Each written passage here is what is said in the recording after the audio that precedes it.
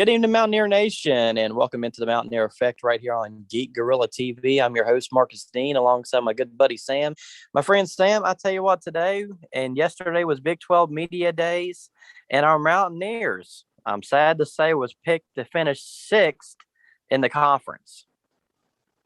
What say you on that?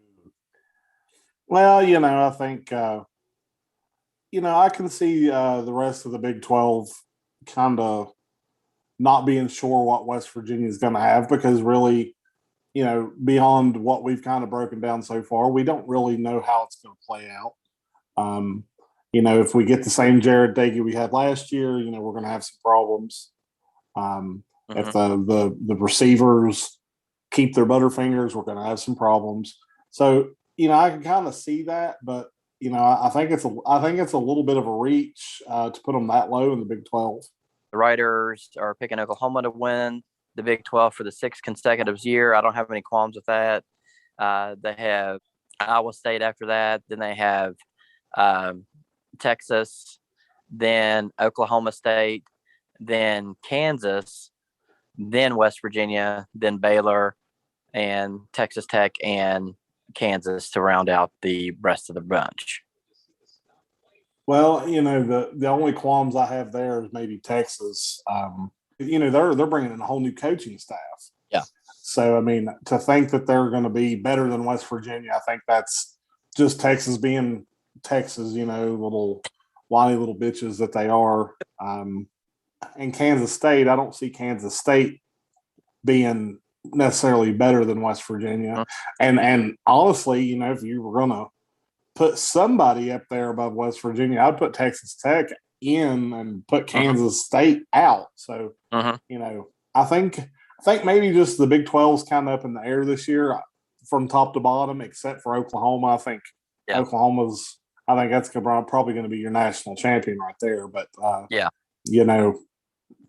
it is what it is. West Virginia never gets a whole lot of favor or a whole lot of love from anybody. So, they'll just have to go out and do their thing and play ball. What did Neil Brown have to say about where they were picked to finish in the Big 12? Well, here's the interesting thing that Neil Brown said in his press conference that he told his team, he said, you can either prove them right or prove them wrong. And this is our chance to go out and prove them either they were right where they picked us or they were wrong where they picked us. So it's ultimately up to us as a team. And he said he's been very proud of recruiting on how the guys have been getting out and getting it done. As of right now, we are 25th in the nation in recruiting, which is huge for the Mountaineers. That's just something it was unheard of under the previous administration.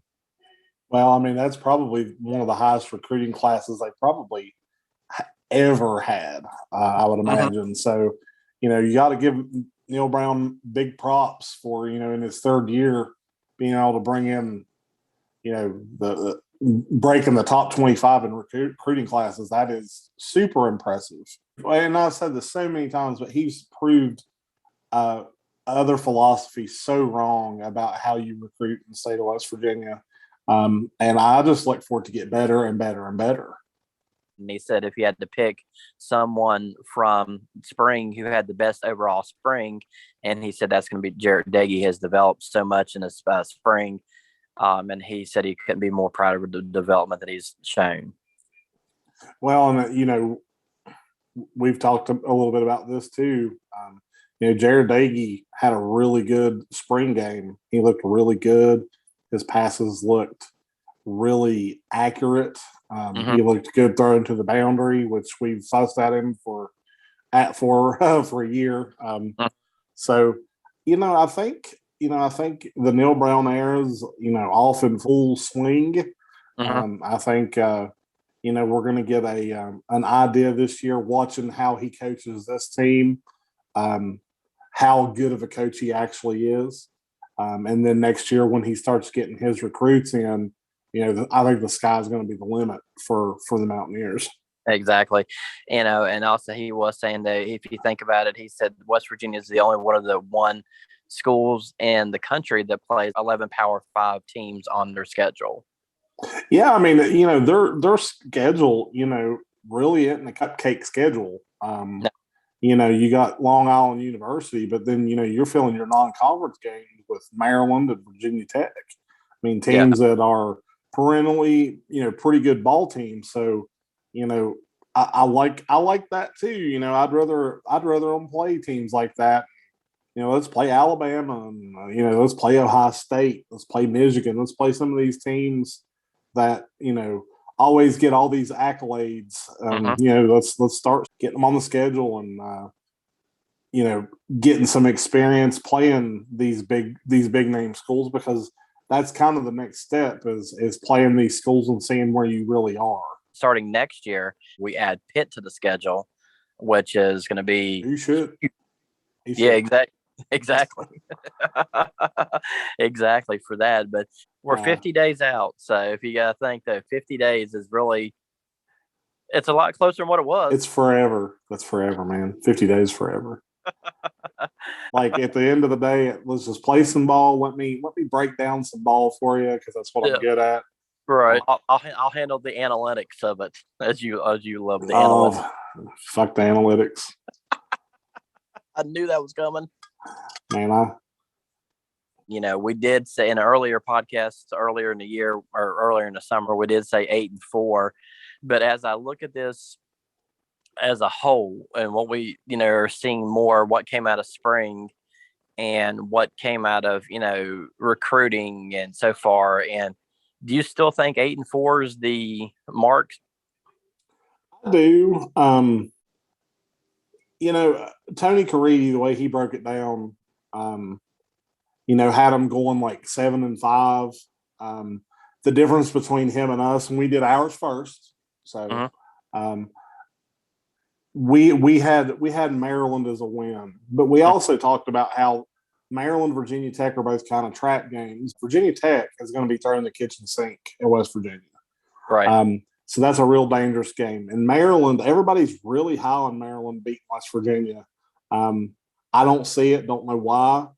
I guess we'll find out when we play them. It's a Tua's brother effect. That's what it is. They're expecting Tua's brother. Well, and that's what you got to remember is, Tua went to Alabama, little brother went to Maryland. There's a big difference. There's a reason why one went to Alabama, one went to Maryland. There's a difference. And, you can't really compare the two when the schools are that drastically different.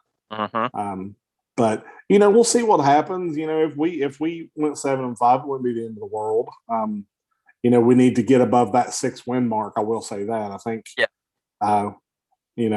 That's kind of the biggie. The first year, I mean, we went 5-7, which was to be expected. I mean, we had a brand new regime coming in. The cupboard was damn near bare, let's just say, and going 5-7 was really remarkable on that first year.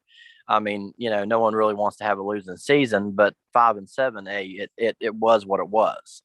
Then you have then COVID hit, then all hell broke loose. But at least we got a football season in, and we ended up going 6-4, and most importantly, won a bowl game, which to me that was a good year too. So to me, I'm thinking year 3, the next step on the rung would be to get to that 8-win platform. For me, 8-4.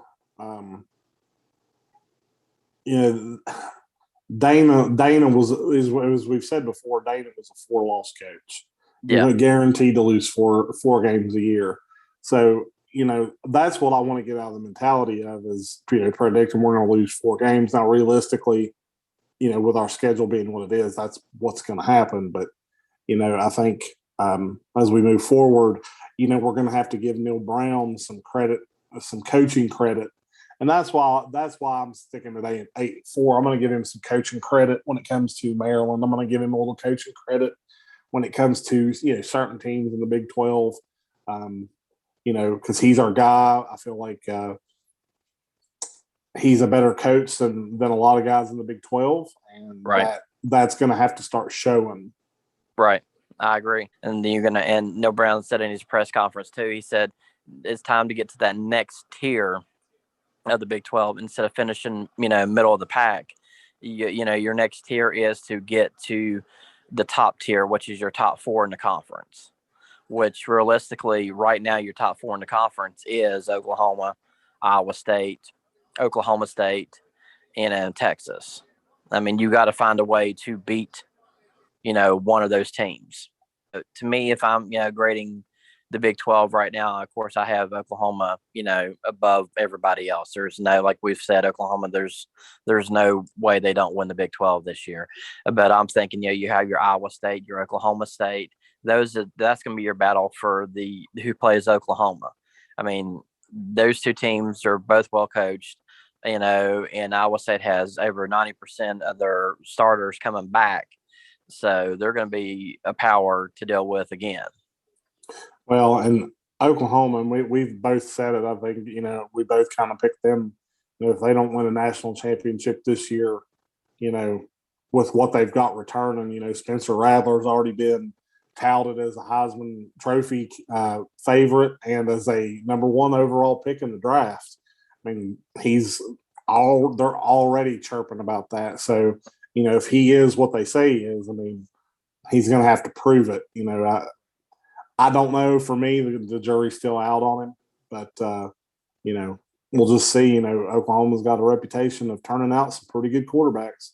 Right, and and they also have a reputation of taking a dump on at least one game a year.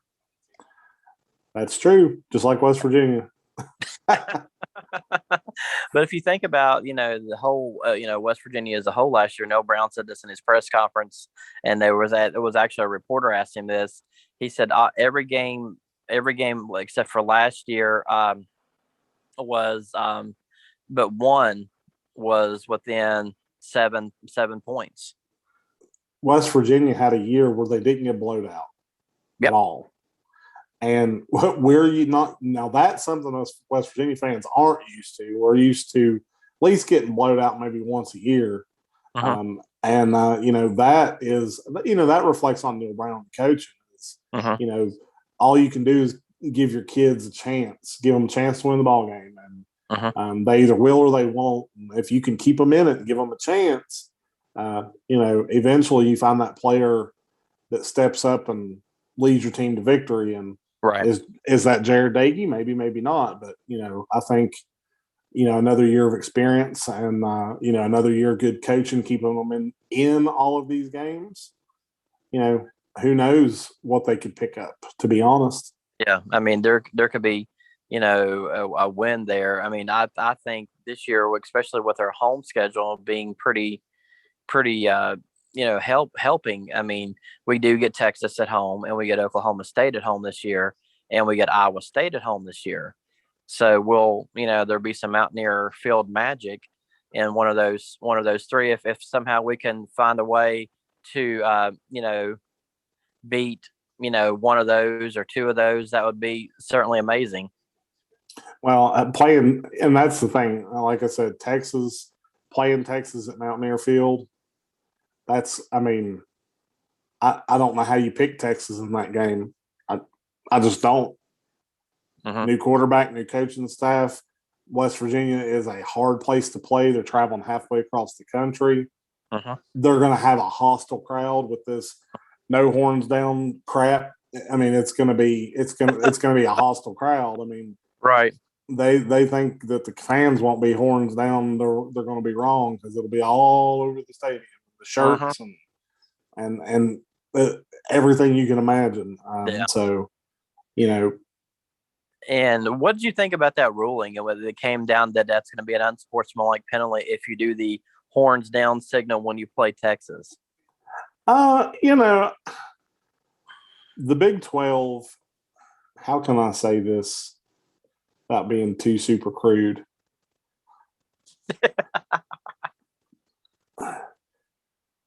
The Big 12 sucks at the teat of Texas. They do. I mean, they're a $1 billion school. They make $1 billion a year. They have one of the most successful money-raising programs in the country. They're one of the richest schools probably in the world. Of course, they're going to rule that you can't do that to the players. Of course they are, because they got their own freaking network, and the Big 12. In a couple of years, who knows what's going to happen when they start consolidating, and you want to stay with Texas because there's always money that comes along with playing Texas.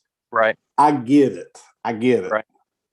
But damn, how weenie-fied are you? How petty do you have to be? If that bothers you so much, the only reason, if it was any other school besides Texas, they wouldn't care. No. I mean, they just wouldn't. No, I concur. Well, that'll do it for tonight's broadcast. We want to thank you for watching right here on the Mountaineer Effect. I'm your host, Marcus Dean, and Sam, my co-host here. We want to thank you for coming aboard here to talk a little Mountaineer football. And don't forget, coming up in in the future broadcast, we'll be doing a little bit more of the breaking down of the games. And to stick with us, we're going to get there, folks. We're only 50 days away. Y'all have a good night.